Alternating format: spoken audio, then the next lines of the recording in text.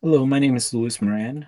This is for class SWK 542, and I'm going to be doing week three narrated theory presentation. So, the theories of race and racism. Um, so the three theory, so I think that the theories are very important to understand race and racism. So, the three theories that I picked out was the classic critical race theory. I also chose the race formation theory and the colorblind racism theory. So I'm going to be explaining the theories here, and then the next slide I'll try to give some examples of to better understand these theories. So first off, we have the critical race theory. This is it looks into the connection of racism in laws, institution, and social structures. It also looks at the relationship between race, racism, and power. So this is the definition based on Delgado and Stefanik. They name two core values of the theory. The first one is that racism is ordinary, not aberrational. What this means is that racism isn't something rare. It's not like a shooting star that we never see. Racism is in everyday life. The second one is that white over color ascendancy services purpose for dominant group. So this actually has a two parts. So this talks about the physical and the material. So the physical will be the what gives the white people the power to feel the superiority over other races or other groups of people. The material would be the more of the economic or the assets that they have. Um, the second one is a racial formation theory. This is by Michael Omi and Howard Winnett. So this is similar to, or this is when they say that race is a social construction. So race is determined by social, economic, and political factors rather than any biological factors. I'm going to use an example that will make this a lot more clear. The last one is colorblind racism. So colorblind is the idea that the solution to racism is ignoring race, culture, and ethnicity. These are one of those things that sound good on paper, but doesn't really work in real life. So this does not work in practice. The practice of colorblind does not take into account history, systemic inequalities, or lived experiences. So some examples. So for the critical race theory, employment. A lot of people don't get employed because of their name. It it's not American and it's not white. You can also get fired for not having the right hair or dressing correctly. Education. A lot of non-white people live in low-income neighborhoods. The schools are funded with property taxes, so there are going to be low-funded schools. And in healthcare, the example I like to use is uh, the mortality rate of black women during childbirth compared to white women, where black women are a lot more likely to die during childbirth than white women are. For number two, the racial formation theory, the example I like to use is about the Latinx community. So being Latino or Latino, that's your ethnicity. However, the way the US society views this ethnicity group is as a racial group. This is even more clear when we look at, for example, the census or any type of survey which is records race or ethnicity. A lot of Hispanic and Latinx people don't feel connected to any of the options that are given to us. Yes, we are Hispanic or Latino.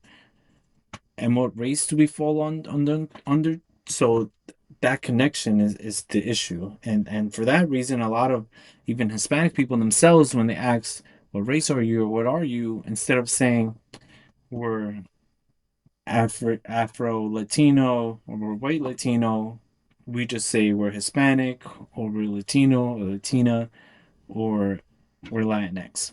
So this is also an example of how race is a social construction. So lastly would be the colorblind racism. So the issue with this is that a lot of people in power often say they don't see race.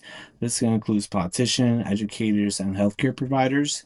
The issue with this is that ignoring the effects that the issue with this is that it ignores the effects that racism has or has had on this person. So the example I like to use for this is in school.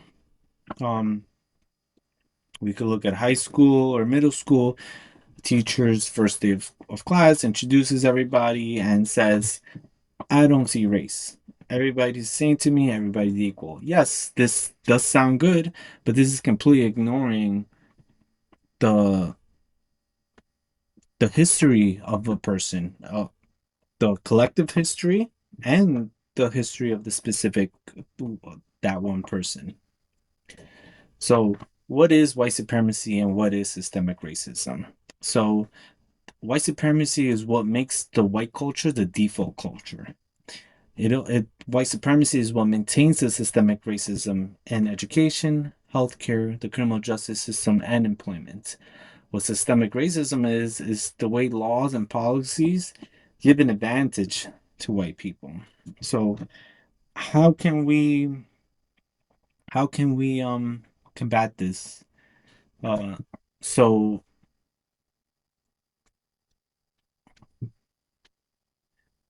sorry, just before I mention how we combat this, the white supremacy and systemic racism is also mentioned in Stefanik, Delgado and Stefanik's writing with the second core value, where it states that benefit that systemic racism benefits white people both physically and materially. So what would this be? Physically would be the employment. They have no if they give their resume, it's a white sounding name. It's in a white neighborhood. So employment is made easier, education is made easier. A lot of white people tend to live in high income neighborhoods. That means they go to a well funded school. A lot of healthcare is very tricky because so many things affect what type of treatment you're gonna get in a healthcare. So being white is just another thing that gives you an advantage to have a better treatment in the healthcare system. So materially wise, it would be, for an example, housing. How have they benefited from systemic racism? Well, we had the GI Bill. GI Bill was only for the white veterans after World War II. We also had redlining. Redlining excluded certain races from living in certain neighborhoods. This ultimately benefited white people. We also have the criminal justice system, mass incarceration. White people are less likely to get arrested over stuff. Black people more likely to get arrested over smaller things. So, how do we fight this? I always say that education is the most important thing. Education is important so everybody's aware of themselves and other cultures.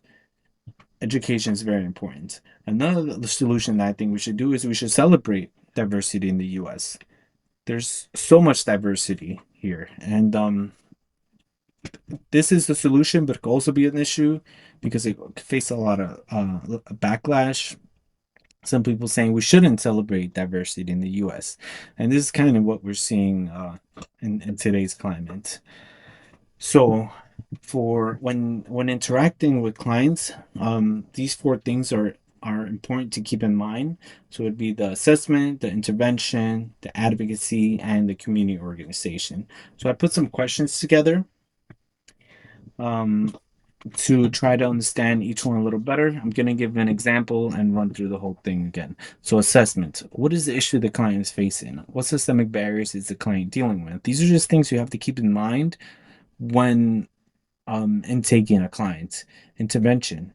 Your goal is to address the social issue that is present, and then you ask yourself, how can you help this client deal with these systemic barriers?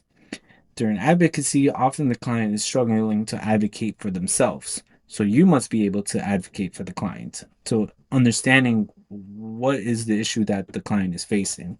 And then in community organization, if you're able to help this client, who else can you help? If there's other people with the same social issue and you've been able to provide your client with resources, then how can you get these resources to everybody else? So the example I'm going to use for this is um, a Hispanic person, well, a Latino male in a hospital as a caregiver to his wife who is nonverbal, A&O times zero at a hospital. So the assessment would be this Latino man is having issues communicating because all the doctors only speak English, all the nurses only speak English.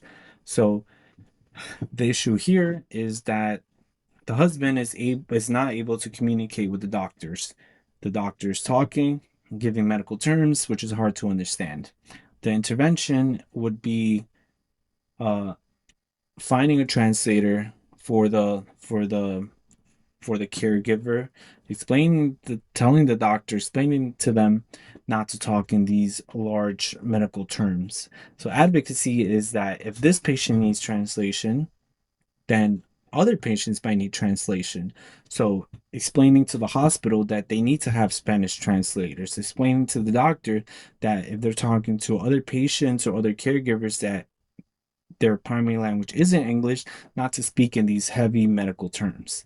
And then community organizations is there are other people facing these issues. There are other hospitals that lack these translations. So this is just an issue that needs awareness and needs to be advocated for.